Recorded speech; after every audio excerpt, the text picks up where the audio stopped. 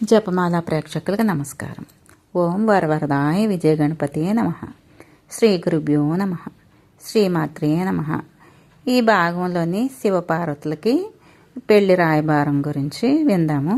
శివుడు ఆజ్ఞ మేరకు సప్త ఋషులు అరుంధతి మాత ఎంతో వైభవోపేతంగా హిమవంతుడు హిమపర్వతం దగ్గరికి వెళ్ళి హిమవంతుడు వీరిని మునుల్ని అరుంధతి మాతని చూసి వారిని ఎదురెళ్ళి భూమి దద్దరిల్లే అంత ఎంతో ఆనందంగా ఆ ఘట్టం ఎంతో ఆనందపడిపోయాడు. ఆయన ఆనందపడిపోయే పర్వతరాజు తన అతిథులకి పూజలై చేసి, మునీంద్రులారా, మబ్బు లేని వానలాగా పువ్వులు లేని పండులాగా మీరు అనుకోకుండా వచ్చారు, ఎంతో ఆనందంగా ఉంది అని ఇంకా అంటున్నాడు. మీరు నా ఇంటికి దయచేసి చేయడం ఎంతో గొప్ప విషయము, అది ఎంతో లాభప్రాప్తిగా అనిపిస్తుంది నాకు. మహాత్ములారా, ఆకాశగంగా నా శిరస్సుపై ప్రవహించే మొదటిలో నేను ఎంతైతే పవిత్రునయ్యానో, మీరు ఇప్పుడు మీ పాద ప్రక్షాళన చేసి మీ పాదాలకు ప్రక్షాళన చేసిన ఆ నీరుని నా శిరస్సుపై జల్లుకొని ఇంకా పవిత్రునయ్యాను. నేను కృతజ్ఞుణ్ణి. పరమ పావనం అయిన మీరు దయచేశారు. నాకు ఏం ఆజ్ఞాపిస్తారో ఆజ్ఞాపించండి, అది నేను శిరసాహిస్తాను. నేను మేనక మా ప్రాణ సమానమైన కూతురు సంసిద్ధంగా ఉన్నాము అని చెప్పి మేఘ గర్వంతో ఎంతో ఆనందంగా పర్వతరాజు పలికాడు. అప్పుడు అంగీరసుడు మహామునులు ఇలా అంటున్నారు. నగరాజా, పురాణ బ్రహ్మవాదులు నిన్ను చరాచర భూజాలం అంతా కూడా స్థావర రూపంలో ఉన్న నిన్ను విష్ణువు అని ప్రశంసించేవారు. అంటే విష్ణువే ఈ పర్వతరాజుగా పుట్టాడు, విష్ణువు రూపం అని చెప్పి కూడా అంటారండి. నీవు పాతాళం అంతా కూడా పాతాళం ఏంటి, అన్నీ కూడా నువ్వే మోస్తున్నావు. తామర తోడుల వంటి పగడా లాంటి ఆదిశేషు ఈ భూభారం మోయగలడం సమర్థమైన వాడా? ఒకసారి శ్రీహరి త్రివిక్రమావతారం దాల్చిన వేళ విశ్వవ్యాపకం అత్వంగా పొందాడు. అలాంటి ఘనత నీకు ఎల్లవేళ సహజమైనదే. అలాంటి మహామహిమోపేతమైన నీ దగ్గరికి మేము అందరము కూడా ఒక కార్యం మీద వచ్చాము అని ఇంకా ఇలా అంటున్నారు. అణిమాది గుణోపేతుడు ఈ వేల్పులకే లోని ఈశ్వరుడు అనే శబ్దంలో వినుతకెక్కిన చంద్రమౌళీశ్వరుడు పరమ యోగీంద్రుడు వరప్రదాత అయిన శంకరునకు నీ కూతురునిచ్చి వివాహం చెయ్యి. ఈ దేవతల జగత్తులందరికీ కూడా ఈశ్వరుడు తండ్రి. అలాంటి వాణిని చేపట్టిన నీ ముద్దుల కూతురు జగన్మాతయ్యి లోకైక పూజ్యురాలు కాగలదు. 33 కోట్ల దేవతల ఈశ్వరుడు నీ మొక్కుతారు. ఆ తర్వాత పార్వతీదేవికి ప్రణమిల్లుతారు. నీవు అంగీకరించిన ఈ పెండ్లు కూతురు పార్వతి, పెళ్లి కొడుకు ఈశ్వరుడు, కన్యాదాత నీవు అవుతావు. మేము భువన ప్రశస్తి ఉంది. అహో, ఇంతకన్నా గొప్పది ఇంకేముంటుంది? ఆ నీ కన్న కూతురే ఆ అమ్మవారు అవుతారు. ఈశ్వరుడు దేవతలందరికీ తండ్రి కాబట్టి నువ్వు నీ కూతుర్ని మా ఈశ్వరుడికి ఇచ్చి పెళ్లి చేయమని అడగడానికి వచ్చామని అంగీరసుడు వీళ్ళందరూ కూడా అడుగుతారు. అంగీరస మహాముని పలుకులకి పార్వతీదేవి హేమవంతుని దగ్గరికి వెళ్ళి సిగ్గుతో తల వంచుకొని సంతోష పారవశ్యంతో ఆ కమల రేకుల వంటి కన్నులు ఉన్న పార్వతీదేవిని శివునికిచ్చి వివాహం చేయడానికి హిమవంతుడు సమ్మతిస్తాడు. మేనకాదేవి అభిప్రాయం కనుక్కోవడానికి గాను ఆవిడంక చూస్తారు. మేనక తన భర్త అభిప్రాయమే తన అభిప్రాయంగానే అనుకుంటారు కాబట్టి ఆమె భర్త అభిప్రాయమే తన అభిప్రాయం అన్నట్టుగా ఒక చూపు నవ్వుతూ చూస్తారు. అప్పుడు హిమవంతుడు పార్వతీదేవిని చెంత చేర్చుకొని శంకరుని రాణి మీకు అందరికీ నమస్కరించుచున్నది అని తెలిపి మునులు పార్వతీదేవిని ఆశీర్వదించి అరుంధతీదేవి పార్వతిని తొడపై కూర్చోబెట్టుకొని, పార్వతి, నువ్వు ఈశ్వరుణ్ణి పెళ్ళాడి జగన్మాతవై పూజలు అందుకొందువుగాక అని ఆశీర్వదించి సప్త ఋషులు హిమవంతునితో నేటికి 4 రోజుల్లో మాఘశుద్ధ ఏకాదశి ఆరుద్ర నక్షత్రం తెల్లవారుజామున వృశ్చిక లగ్న పుష్కరాంశన పార్వతీ పరమేశ్వర్లకు పరిణయంనకు శుభముహూర్తం ప్రశస్త అని పలుకుతారు. హిమవంతుడు చిత్తం మహాభాగ్యం అని సమాధానం చెప్పి నమస్కారం చేసుకుంటాడు. ఇక అనరణ్యుడు వృత్తాంతము విందాము. వశిష్ఠ మహాముని మేనక హిమవంతులతోని అనరణ్యుడు అనే రాజు వృత్తాంత ప్రశస్త ఇలా చెప్తున్నాడు. అనరణ్యుడు అనే రాజు ఇంద్రసావర్ణి వంశాన పుట్టాడు. ఆ మహారాజు ప్రజలను కన్నబిడ్డలా పాలిస్తూ ఉన్నాడు. అనేక అశ్వమేధ యాగాలు చేశాడు. ఆ మహారాజునకు భృగువంశీయుడైన తపోధనుడైన రుచి పురోహితుడిగా ఉండి ప్రసిద్ధిగాంచాడు. ఆ సార్వభౌముడికి 5 భార్యలు. ఈ 5 భార్యలు ఒక్క చందాన ప్రేమ మీర లాలించుతూ సుఖంగా అనుభవిస్తూ ఉన్నాడు. ఆ చక్రవర్తిని 100 పుత్రులు జన్మించారు. తర్వాత ఒక కూతురు జన్మించింది. ఆ బాలికకి రాజదంపతులు పద్మావతి అని పేరు పెట్టి గారాభంగా పెంచుకుంటున్నారు. పద్మావతి చక్కని అందగత్తె, మిగులు చక్కని చుక్క, అందచందాలు అందు ఆమె సాటి. భూపాలుడు ఆమెను ఎంతో ప్రాణంగా ఎంతో బాగా చూసుకుంటున్నాడు. ఆ కన్య యుక్త వయస్కురాలైంది. ఒకరోజు పద్మావతి సకురాండ్రను వెంట తీసుకొని జలక్రీడలు చేయడానికని నది దగ్గరికి వెళ్తుంది. ఇష్టసకులు కూడి జలక్రీడలు ఆడుతూ పద్మావతిని పిప్పలాదుడనే ముని చూశాడు. రాజకుమారిని చూసి ఎంతో ఆనందం పడి ముని ఎంతో పరవశించిపోయి ఆమెని ఇష్టపడతాడు. వడలు పులకరించి మన్మదావస్థకు గురవుతాడు. చిత్తము చిక్కబట్టుకొని అలా ఉండిపోతాడు. ముని ఆశ్రమానికి వెళ్ళిపోతాడు. ఉండి సక్కురాండ్రను కూడి రాజకుమారి రాజసౌధానికి చేరుకుంటుంది. పిప్పలాదుడు ఆశ్రమానికి మరలి వచ్చిన అది ఆ రాకుమారి మీదే అతనికి అంతా మనసంతా దివి ఉండిపోయింది. తీయని కోరికల ముని తీరని వేతల ఎంతో బాధపడుతున్నాడు. ఇది చేయనది లేక ఒక దినం ఆ మహర్షి ఒకరోజు ఈ పిప్పలాద మహర్షి అనరణ్యుడు దగ్గరికి వెళ్తాడు. వెళ్ళడంతోనే మహారాజు అతనికి ఎదురెళ్ళి సత్కరించి ఉత్సాసనం మీద వేసి, మునిచంద్రమ, తామిచ్చటకే కారణం చేత దయచేసిరి అని సవినయంగా రాజు మునిని ప్రశ్నిస్తాడు. పిప్పలాదుడు, రాజేంద్ర, వివాహమాడి గృహస్థాశ్రమం స్వీకరించడానికి నాకు మనసైంది. నా మనసుకు నచ్చిన కన్యామణిని అనుంగు కూతురు పద్మావతి కన్యార్థిని నిన్ను అద్దెంప నేను ఎంచి వచ్చాను. నువ్వు ఏం సమాధానం చెప్తావో చెప్పు అని. అనరణ్యుడు ముని పలకలకు విని ఇస్తుపోయి స్తంభించిపోయాడు. అవుననలేడు, కాదనలేడు. అవునని అన్నీ ఎలా అనగలడు? ముసలి మునిని చూసి, ఈ బడుగు బాపడు ఋషి వాటికందు వాటకుట్టేరా అందు నీళ్లు బిగించి జపానికి తపానికి నీళ్ళు తెచ్చి గోచి పాత్రాయుడు ఇతనికి కాదు అంటే శపిస్తాడు, అవును అంటే నా కూతురిని బాధ పెట్టిన నా కూతురు జీవితాన్ని బాధ పెట్టిన వాడిని అవుతాను, ఏం చేయాలా అని రాజు ఆలోచిస్తున్నాడు. అప్పుడు భూపాల భృగు వంశంను పుట్టి అరివేర భయంకరుడు అని లోకైక విఖ్యాతిని ఆర్జించిన పరశురాముడు వంశంలోని వాడును. చవన మహర్షి మా వంశ పేరు పెంపుగా చేశాడు. చక్రవర్తి గర్వాపహారయగు దదీచి తనయుడును నేను, తపోధనుడును, నాకు నీ కూతురునిచ్చి వర్ధిల్లు అని ముని అంటాడు. అందుక రాజు పురోహితామాత్య సభాసదులు వంక చూస్తాడు.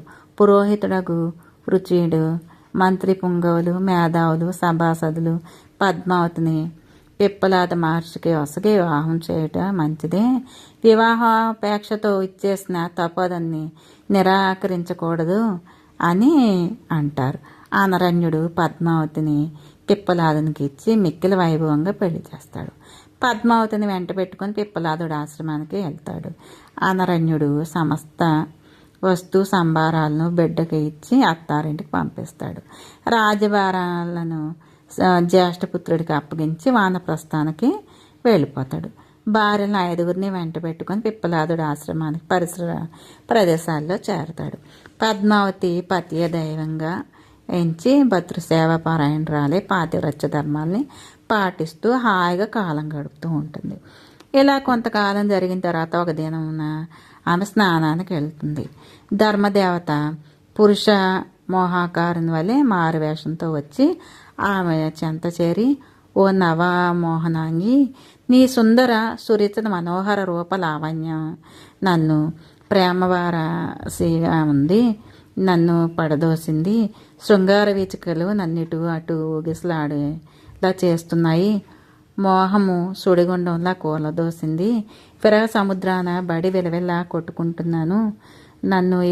నేను నిన్నెంతో ఇష్టపడుతున్నాను. నన్ను హక్కుని చేర్చుకో, నన్ను లాలించు. నవయవ్వన వయో విలాసంచే తొణికిసలాడు నీవెక్కడా? దేహపాఠము దప్పిన ఈ 3 కాల ముదసలి పిప్పలాదు ఎక్కడా? నీ అందచందాలకు తగినవాడు నేను, నన్నేలి సుఖించుము. నా దేవేరులు నీ కూడగా సరుపుగలరు. నీ నిండు యవ్వనము అడవిగాచిన వెన్నెల వలె, బూడిలో పోసిన పన్నీరు వల్లే నిరుపయోగం అవుతుంది. నీకెట్లు ఇంపనిపిస్తుంది అని ఇలా అంటాడు. పద్మావతి కోపంతో, నేత్రాయే, చీ దురాత్మ, నన్నంటకు కండకావరం కన్ను మిందు గానక కాంతను బలాత్కరింపవచ్చే నీవు ఫలితం అనుభవిస్తావు. నువ్వు కృషించిపోయేదవుగాక అని శపిస్తుంది. ధర్మదేవత నిజరూపం దాల్చి, తల్లి పద్మావతీదేవి, నేను ధర్మదేవతను. నీ పాతివ్రత్య మహత్యం పరీక్షింపనించి వచ్చిన వాడను, వేరొకడిని కాదు.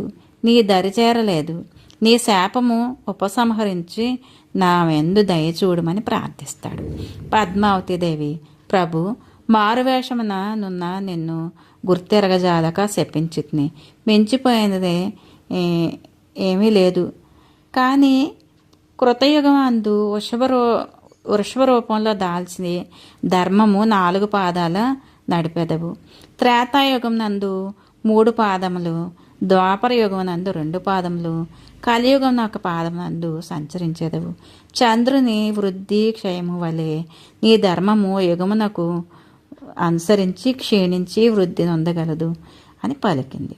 ధర్మదేవత పద్మావతీదేవి పలుకులకు శిరోధార్యం అనురించి, నీ పాతివ్రత్య ధర్మన్నకు నేను సంతోషించి తిని, నీ భర్త యొక్క పిప్పలాదుణ్ణి నిన్ను నిత్య యవ్వన నవవిలాసంచే తేజరిల్లేలాగా మీ ఇద్దరూ కూడా సకల ఐశ్వర్యాలను పొంది నిన్ను కూడి హాయిగా మీరుగా సుఖించగలడు. నీకు 5 పుత్రులను 2 కుమార్తెలను ప్రసాదించుచున్నాను. నీ సంతానం ఆయుర ఆరోగ్యాలతోడను అష్టైశ్వర్యాలతోడను వర్ధిల్లగలరు అని వరములిచ్చి ఇస్తాడు. పద్మాదేవి ఆశ్రమానికి మరలి వచ్చిన జరిగిందంతా భర్తకు తెలిపి సంతోషం చెందింది. కావున మేనక, హిమవంతులారా, మీరు అనరణ్యుడు పిప్పలాదునకు పద్మావతిని ఒసంగినట్లుగా పార్వతిని శివుడికిచ్చి వివాహం చేయండి గిరిరాజు దంపతులారా అని వశిష్ఠ మహర్షి బోధిస్తాడు. ఇంకా శివ గౌరీ కళ్యాణం. మేనక, హిమవంతులు పార్వతీదేవిని శివుని కోసంగి వివాహము చేయడానికి తగు ప్రయత్నాలు చేస్తారు.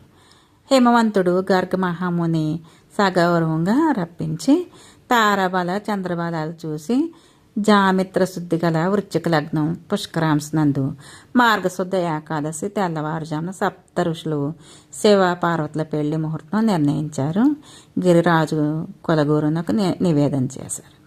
మునీంద్రుడు ఇలా విని మేలుకోరి కొనియాడు. పర్వతరాజ లగ్న పత్రికను వ్రాయించి మునీంద్రునికి వసకి మైనాకుని రావించి ఇరువురును శివుని కొసకి రమ్మని ఆదేశిస్తాడు. నరేంద్రుని పంపును వారలకు శుభలేఖలకు అని తీసుకొని శివుడి సన్నిధానికి చేరతారు. శివుడు వారిని అత్యంతగా గౌరవంగా మన్నించి పట్టు పీతాంబరాలు మణిఖచ్చిత సువర్ణాభరణాలు ఇచ్చి సత్కరించి సాగనంపుతాడు. శివుడు వాయుదేవుని రప్పించి నారదుని తీసుకొని రమ్మని ఆజ్ఞాపిస్తాడు. మహాదేవ అని శంభో దయాసార సింధు అని చేతులు జోడించి నమస్కరించి నారదుడు శివుని దగ్గర నిలబడతాడు.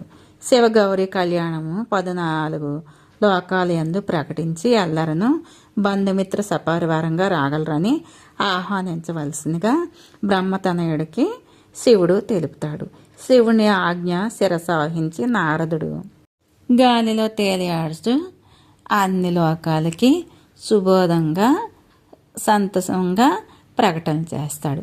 హిమవత్ రాజు వెళ్ళవెలిసిన ధవళకాంతులతో ప్రకాశించినదైన కళ్యాణ వైభవ సూచకముగా మేలి బంగారు తోరణాలు మంచుకొంటకొక వింత శోభ కూర్చుంది.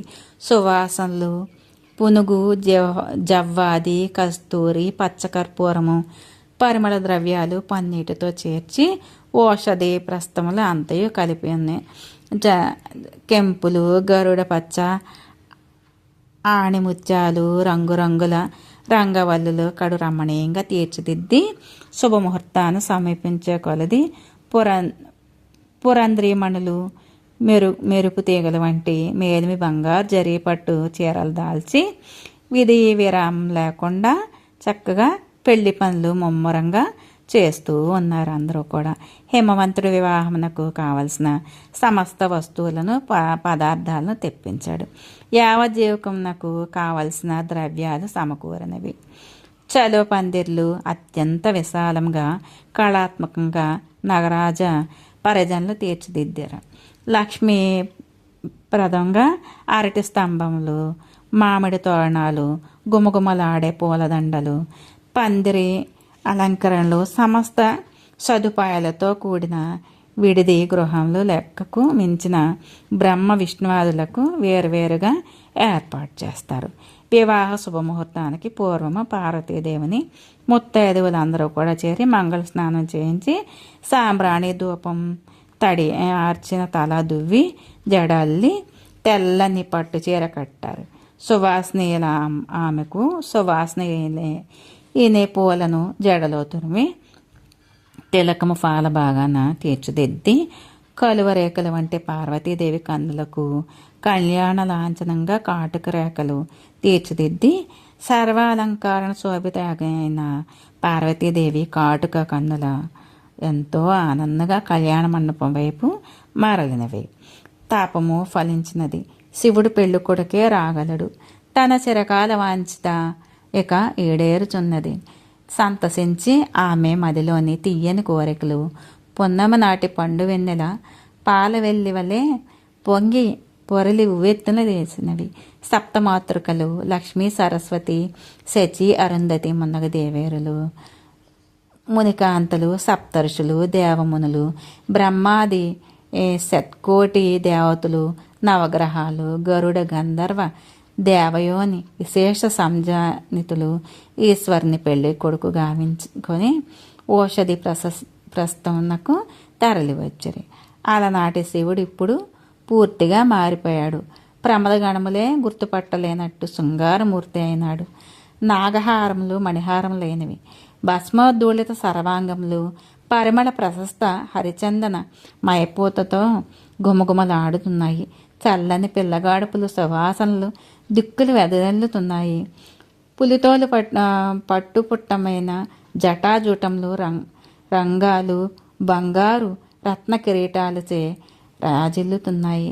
సెగలో పూవై వెలియే చంద్రకాంతితో కిరీట రత్నకాంతులు మేళవించి చూచువార్లకి కన్నులు పండువగా పరిణమించినవి. త్రిశూలము బంగారు బెత్తమైంది. పుర్రె మాయమయ్యి దాని స్థానంలో నాసాపుటములకు ఆహా వినిపించే సురలోక పారిజాత సుమరాజలీలా విలాసంగా హస్తభూషములై అలరారుచున్నవి. పాలలోచన ముద్దు ముచ్చట గొలిపే సులోచనమైన చూపట్టుచున్నది. శివుడట్లు కందర్పకోటి శతసుందర దివ్యమూర్తే ఐరావతమెక్కి అత్తవారింటికి అరిదించారు. శివునకు సూర్యుడు తెల్లని ముత్యాల గొడుగును పట్టినాడు. చంద్రుడు వింజామర ఇస్తున్నాడు. అష్టసిద్ధులు పురోభాగంన నృత్యం సలుపుచూ పయనించుచున్నారు. గంగా యమునలు పన్నీటిని చిలకరిస్తున్నవి. బ్రహ్మ విష్ణు ఇంద్రాది బృందారకులు జైహో శంకర జైహో జయ జయ శంకర ధ్యానం చేస్తూ ఉన్నారు. ఆహా, ఎంత సుమనోహరమైన శివ కళ్యాణ ఘట్టం అండి ఇది. ఈ కళ్యాణ ఘట్టం విన్నవారు చదివినవారు కూడా కళ్యాణం జరగలేని వారికి కళ్యాణం జరుగుతుంది. కుటుంబంలో కష్టాలు బాధలు ఏ బాధలు లేకుండా సుఖంగా సంతోషంగా సుఖ సౌఖ్యాలతో అష్టైశ్వర్యాలతో ఆయుర ఆరోగ్యాలతో పుత్ర పౌత్ర ప్రపౌత్రులతో ఉద్యోగాలు వ్యాపారాలు అన్నీ కూడా అభివృద్ధి చెంది అందరూ సుఖంగా సంతోషంగా ఆనందంగా ఉంటారు. ఇక శివుడికి ఇరువైపులా హంస గరుడ ఉచ్చేశ్రవాలు ఎక్కి భార్యా సమేతులై పయనిస్తూ ఉన్నారు. మునీశ్వర్లు యోగేంద్రులు శివ పంచాక్షరి పఠిస్తూ గగన మార్గాన పయనించుతున్నారు. విశ్వావసు హాహాహుహు మొన్నగు గంధర్వులు శివభక్తి గేయాలు పాడుతూ ఉన్నారు. రంబాదులు మెరుపు తీగల వలె అంతరిక్షాన సయ్యాటలాడుతూ ఉన్నారు. హిమవన్ నగరంన పురోగమిస్తూ ఉన్నారు. అమరవేశలు వీణా వేణు మృదంగాలు చెవులకి ఇంపుగా మోగుచున్నాయి. ప్రథములు శంఖములు ఊదిరి డక్కీలు మ్రోగిస్తూ ఉన్నారు. నదీ నదాల సాగరాలు సాకారంగా శివుని కొనియాడుచు వివాహ మహోత్సవంలో పాల్గొనడానికి కదలి వచ్చారు. అలాగా శివ అత్యంత వైభవోపేతంగా అరుదించి హిమవంతుని వియ్యపు వారిని ఎదుర్కొనుటకే ఉవ్విళ్ళూర్చూ ఉన్నాడు. ఉత్సాహం అతిశయింపబడి వేదాచల గరుడాచల నారాయణాచల భద్రాచల వింధ్యాచల సాహ్యాచలాదులు వెంట తీసుకొని వెళ్ళారు. హిమవంతుడు బ్రహ్మాదులకు నమస్కరించి శివుని చెంత చేరి, పరమేశ్వర, నేను దివ్యకల్పములు ఘోర తపమోదరించిన నీ పద సందర్శనము భాగ్యము కలగనేరదు. అట్టిని నీవు పార్వతి తపస్సునకు మెచ్చి ఆమెను భార్యగా నీవు చేసుకుంటున్నావు, వరమిచ్చావు. ఆ కారణం ఇంటికి మమ్ము పాలింప నడిచి వచ్చితివి. నీ మూలమున బ్రహ్మ విష్ణు మొన్నగవారు ఆప్త బంధువులుగా విజయం చేసి ఉన్నారు. నా భాగ్యమే మహాభాగ్యము. నా గృహమును మీరెల్లరూ పావనం చేసి దేవతలను ఎల్లరినీ తన ఇంటికి ఆహ్వానించి సగౌరవంగా సత్కరించేదను. మధురాహార పానీయాలచే ఎల్లవారికి సంతుష్టారంగంగా ఒనర్చేదను. వేరువేరుగా వారిని ఎల్లరను విడిది గృహాల యందు ప్రవేశపెట్టి సప్త సదుపాయాలను నేను కల్పించగలను. కోటి మన్మధుల సౌందర్యంను ఎడమకాలి కొనగోట మీటజాలిన శివ దివ్యమంగళ విగ్రహములు గాంచి హిమవన్ నగర రాజోపచారాలు అసలు ఎంత మనోహరంగా ఎంత ఆనందంగా ఉందండి. కళ్ళకు కట్టినట్టుగా. ఆహా, సుందరేశ్వరుని గాంచిన ముచ్చటగా ముక్కుపై వేలు వేసుకొని శివుడెంత అందగాడమ్మా, త్రిపుర సుందరియగు మన పార్వతికి తగిన వరడే సుమ, ఈడు జోడు చూడ కనుల పండుగగా ఉన్నదని ముసుముసు నవ్వులు నవ్వుచు ఒకరినొకరు గుసగుసలాడుకుంటూ ఉన్నారు. శివుని అందము కాంచిన సిగ్గుతో మన్మధుడు బసైపోయినాడా ఏమో, ఎవరికెరుక అని కొందరు వ్యాఖ్యానించి పెదవులు విరిచారు. నాటి రేయి పార్వతీదేవి తమ ఇంటి ఆచారం తప్పకుండా బంగారు పళ్ళకి ఎక్కి సువాసనల వెంట అరుదించి అంబికాలయంకు వెళ్ళి జగన్మాతను పూజించింది. తెల్లవారుజామైంది. పెళ్లి ముహూర్తం సమీపించింది. అత్యంత వైభవోపేతంగా దేవతా సార్వభౌములు, దేవతలు, దేవమునులు, దిక్పాలకులు శివుణ్ణి అనుసరించి లక్ష్మీ సరస్వతులు, శచీదేవి, సప్త ఋషులు భార్యలు ముందు భాగంన పయనింప శివుడు కళ్యాణ వేదిక చేరాడు. శివునికి బ్రహ్మ పౌరోహిత్యం వహించాడు. బ్రహ్మదేవుడు, గర్గమునేంద్రుడు, స్వస్తి వాచనాలు మంత్రాలు పఠించి కన్యాదాన సంకల్పం చదివిరి. శివునికి రక్షాబంధనం కట్టి యజ్ఞోపయుతం ఇంకొక దానిని తొడిగించి పన్నీటిని జల్లి శివుని పాదపద్మములను మేనకా హిమవంతులు కనకపు పళ్ళెంన కడిగారు. ఆ పవిత్రోదకము శివునిపై శిరమపై సంప్రోక్షించుకొని మగములో ఒకరు చూసుకొని ఆనందంగా ఉన్నారు. గృహస్థ ధర్మం పాటించి సత్సంతానం బడిసినందుకు గాను కన్న కూతురు జగములకు వరప్రదాయ అయిన ఈశ్వరునకు దానమొసగి ధన్యులమైతే కదా అని మనోభావము వారి చూపులలో కనపడుతూ ఉంది. ఈ శివ కళ్యాణం ఈ ఘట్టము పూర్తిగా వినడం వలన ఎంతో మంచిది. అందుకని నేను లెంగ్దీగా ఉన్నా సరే పూర్తిగా చదివి మీకు వినిపిస్తున్నాను. ఇది చతుర్దశ్వాసం కుమారస్వామి జననం. ఇక సూతుడు సౌనకాది మహాములతో ఇలా అంటున్నాడు. మహాములారా, నందీశ్వరుడు మార్కండేయునకు తెలిపిన విధంగా పార్వతీ పరమేశ్వర్లు ప్రణయ వృత్తాంతం, కుమారస్వామి జననము, తారకాసుర సంహారమును, శ్రీవల్లి పయనం మీకు తెలిపేదను వినుడు అని పార్వతీ పరమేశ్వర్ల పయనమునకు విచ్చేసిన దేవతలు, దేవములు, యక్షులు, సాధ్యులు, కిన్నెర్లు, కెంపురుషులు, గంధర్వులు, రంభాది అప్సరసులు ఎల్లరూ బహుమానములు అందుకొని తమ తమ నెలవులకు వెళ్ళారు. నందీశ్వరుడు పార్వతీ పరమేశ్వరులను ఉద్దేశించి, జగన్మాత, పితరులారా, మీరింతకాలము కఠిన తపస్సులను చేసిరి. లోక కళ్యాణంకే మీ కళ్యాణం జరిగింది. వివాహంన వ్యయ ప్రయాసలతో కూడిన పని మీ బడలిక తీరుటకే విశ్రమించుట కగును. ఈ వెండి కొండ యందు నవరత్న మణిమయ సౌధమున ఒక పడక గది అలంకరించి ఉన్నాను అని తెలిపి గౌరీ శంకర్లను ఆ మందిరాన్ని ప్రవేశించమని చెప్తాడు. ఆ మందిరానికి గౌరీ శంకర్లు ప్రవేశిస్తారు. నందీశ్వరుడు పడక గదిని తీర్చిదిద్దేందుకు విశిష్ట ప్రదర్శన అయ్యది కళాత్మకమైన సర్వాలంకార శోభితమైన, చూడడానికి ఎంతో ముచ్చటగా ఉంది. పన్నీటి గుమగుమల చేత కస్తూరి మున్నగు పరిమళాల ప్రశస్త ద్రవ్యాలతో నాసాపుటలు హాయి నొసగుచున్నాను. ముత్యములు, పగడములు, ఇంద్రనీలములు, కెంపులు, గరుడ పచ్చ ముగ్గుల రూపంలో చిత్తరుల వలె పడక గది అంతటా కడు నైపుణ్యము పొదిగింది. సువాసన లేని విరజాజులు, పూలదండలు మందిరం నందు అలంకరించబడి అలాడుతున్నాయి.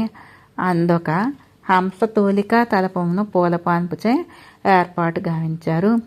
ఆ కేళీ మందిరం ప్రవేశించినంతనే ఎంతటి విరాగికైనను తను పులకరించి ఉల్లము పల్లవింప శృంగార రసానుభూతి కలుగుతుంది. పార్వతీ పరమేశ్వర్లు పడక గది యందు ప్రవేశించిరి. లోకంలో ఎవ్వరూ ప్రవేశింపకూడదని శివుడు శాసించెను. నందీశ్వరుడు చిత్తమని శిరసాహించి వెడలిపోయాను. శివుడు 64 కళలయందు కోవిదుడే కాక చతురుడు. పార్వతీ కళామయి. మానస సరోవరం నందు రాజహంసలు ప్రవేశించిరి. నటుల అలాగే గౌరీ శంకర్లు శృంగార రసాంబుది ఓలలాడుచు యుగములు గడిచిపోయినవి వారికి క్షణాల వలె తోస్తుంది. పార్వతీ పరమేశ్వర్లు సుఖమును అనుభవిస్తూ ఉన్నారు. తారకాసురుడు దేవతలను ముప్పు తిప్పలు పెట్టి మూడు చెరువుల నీళ్ళు తాగిస్తూ వాళ్ళని ఎంతో బాధలు పెడుతున్నాడు. దేవతలందరూ కూడా విరించి దగ్గరికి వెళ్ళారు. ప్రభు, నీవు రాక్షసులకు వరమించినప్పుడు మేము బాధలకు గురి కావాల్సిందేనా? రాక్షసుడు ఎవడో అక్కడు తపం చేస్తూ ఉంటాడు, నీవు వాళ్ళకి వరమిస్తూ ఉంటావు. పేరునకు దేవతలమే కానీ మాకు సుఖశాంతులు అన్న మాట సున్నాయే సుమా. హరా హరా, మా ఈ కష్టాలు గట్టెక్కేది ఎలాగా? మేము హాయిగా ఉండేది ఎప్పుడు? ఒక్క పెట్టున తమ బాధలన్నీ వెళ్ళబోసుకున్నారు. బ్రహ్మదేవుడు దేవతలను మునులను చూసి, మీ ఆవేదన నాకు తెలిసిందే. ఎలాగా? తపమోరించిన వారికి వరం ఇవ్వాలి, తప్పదు, అది నా పని. ఒకవేళ మౌనంగా ఉన్నా ఆ తాపసి మరియు కఠోరంగా తపస్సు చేస్తాడు. ఫలితము ఆ తపోవేడికి లోకాలు దహించిపోతాయి, లోకోపద్రవం అవుతుంది. అది నివారించడానికే నేను వరాలిస్తాను. లోకకంటకుడైన తారకుని సంహారానికి మార్గం శ్రీ మహావిష్ణువే చూపగలడు. కావున మీరందరూ ఆ శేషశయనుడి దగ్గరికి వెళ్ళి కోరండి, నేను మిమ్మల్ని అనుసరించి వస్తాను అని బ్రహ్మదేవుడు అష్టదిక్పాలకులు 33 కోట్ల దేవతలు వీళ్ళందరూ కూడా వైకుంఠ ద్వారం వద్దకి వెళ్తారు. దేవాది దేవా వైకుంఠ నిలయ శరణు అని చెప్పి శరణు చేసి శ్రీమన్నారాయణుడు బ్రహ్మాదులను చూసి, బ్రహ్మాది దేవతలారా, పార్వతీ పరమేశ్వర్లు ఏకాంత మందిరాన ఉన్నారు. శివుని వీర్యమున ఉదయించు కుమారుడే తారకాసురుణ్ణి సంహరింపగల సమర్థుడు. 1000 దివ్య సంవత్సరములు జరిగిన పిదప కానీ శివునకు వీర్యము స్ఖలనం కాదు. అంత కాలంన ఓపిక వహించుట కష్టతము.